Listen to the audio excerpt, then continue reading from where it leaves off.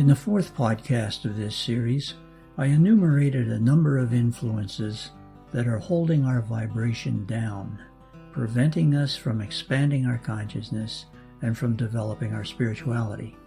In the fifth podcast, I elaborated on the role of the ego, and in this one, I'll expand on the 6 third-density systems that are doing the same thing. Each of these systems has been built to keep our vibration within the 3D range, and each is constructed to encourage behavior that is in direct contrast to our true nature.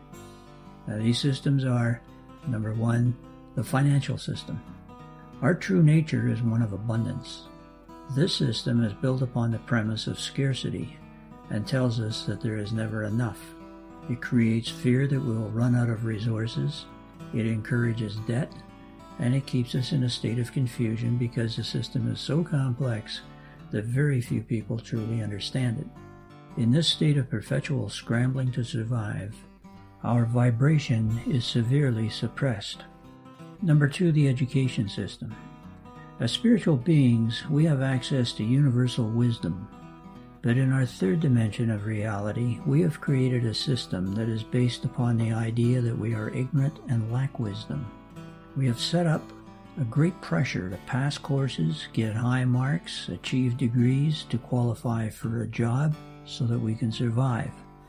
This fear-based system helps immensely to keep our vibration within the 3D range. The religion system. Our nature is that we are one with the Creator. Most religions teach fear of God, that we are separate from God, and that God's love is conditional upon us following the rules that are set up by these various religions. What do you think this does to our vibration? Number 4 is the food and water system. Food was originally designed to give us energy. Today, it is designed for convenience and taste. Most of what we eat today takes more energy to work through the digestive system than it actually gives us. Water, too, was designed to nourish and cleanse us, but today, with the added sugar, other chemicals, and pollution, much of it contributes to disease, which of course lowers our vibration.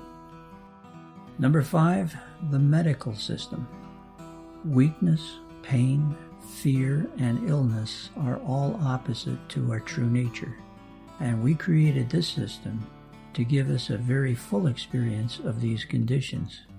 Our medical system seldom looks for the root causes of disease in our thoughts and emotions, but instead treats the symptoms, and does this largely with pharmaceuticals, many of which keep us in a state of illness and vulnerability. When you're sick, how do you think your vibration's doing? And 6, and finally, the media system. The system transcends the other 5 by supporting each of them through advertising, which continually drums into us that we are not good enough if we are not buying into each of these other systems. The media system also provides us with the news. You have probably observed that most news is negative, and by now, you should have a pretty good sense of what this does to one's vibration. So those are the 6 third-density systems that we have created to keep our vibration in the third-density range until we have had all of the experiences and have learned all of the lessons that the third density has to offer. Now, the good news is that we are starting to wake up and realize just how these systems work and what they are doing to us. My next podcast will expand upon this waking up idea and talk about the shift in consciousness that is upon us as we are coming to the end of our third dimensional experience and are getting ready to graduate into the fourth density, or the fourth dimension of consciousness that we call enlightenment. Of course, you can also find this information in my book on spirituality, which you can see along with its many reviews on my website at www.peterhdennis.com. Well, that's it for now, and I'll be back again in about a month.